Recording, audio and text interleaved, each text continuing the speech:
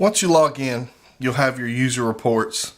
You'll click on your user reports and your device service report. You'll click on that.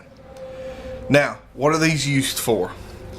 These are used for whenever you have a pump that's been condemned or red tagged. Maybe you're installing a new pump. Really, anytime one that has been out of service that you're putting back in service. That could be installing used rebuilt pumps. It could be taking one and moving it from one location to the other. But anytime that you are putting one in service at a location is when you're going to need to fill out this report. If you have any questions about that, you feel free to call, but these are required. Okay, so once you've done this, you'll pull up your device service report. It'll tell you exactly what it is and what you've got.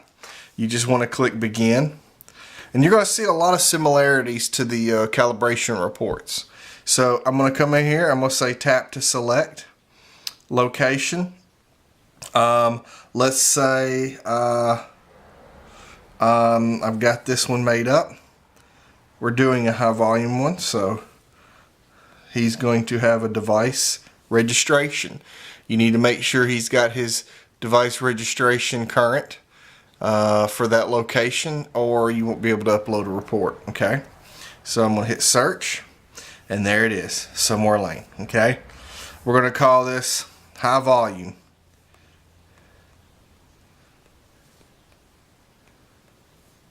Alright, make sure you see that because we're going to come back to that. Okay, alright, there we go. You're going to be the date that you're going to actually have the service performed, just like a test report. I'm going to click open. Now, a couple of things you need to notice. One's at the top, must be reported within 24 hours of test. You need to have this reported within 24 hours of placing this in service. Okay, also down here at the bottom, this device service report notification is invalid without an associated test report.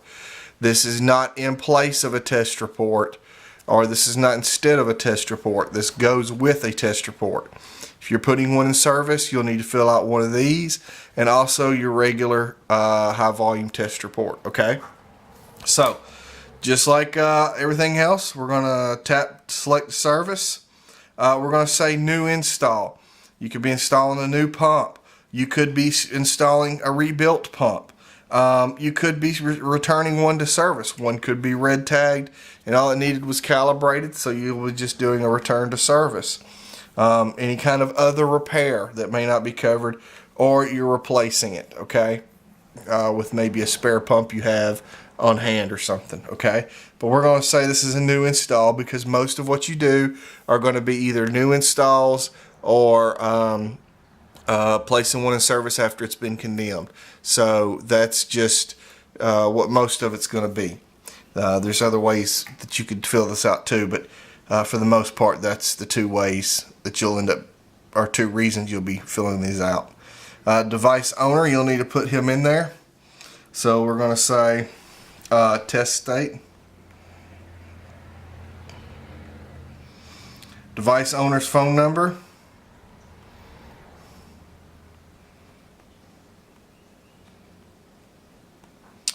Okay, device manufacturer, we'll call this Pump Man.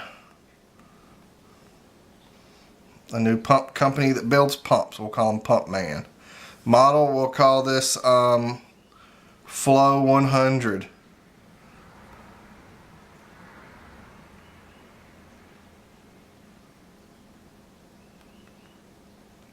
Serial number, we're just going to put some serial numbers in here.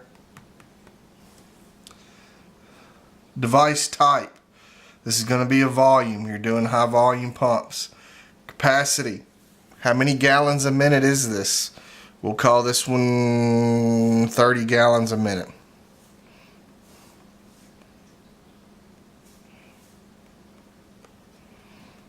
Okay, I abbreviated. I did not do that right though. I gotta do numbers.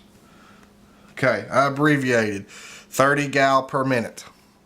If you just put 30, we'll just assume it's 30 gallons per minute. No big deal. If it's anything special though, you'll need to note that. All right, CC number, that's certificate of conformance or an NTEP number. You have to have this in order to upload a test report. All devices in the state of Alabama have to be NTEP approved and come with a certificate of conformance number. So even if you're taking an old pump and you're rebuilding it and putting it in place in a new location that is not grandfathered in, it has to be an NTEP approved device. So don't let that bite you, because you've got to do that, okay? So you'll need to get a CC number. I've got one made up here, so but it'll be usually 2 digits and then 4 to 5 digits after that. But you've got to put that in there or it will not let you upload, okay? Remarks, I'm going to say this is a new install. Owner's name, John Doe. And his signature.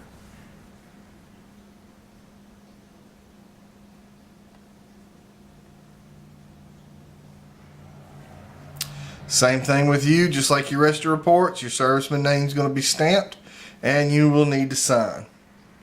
Alright, let me sign this here. And done. Okay, just like the other reports, you can click on these 3 dots, you can submit the form info, or change the location information.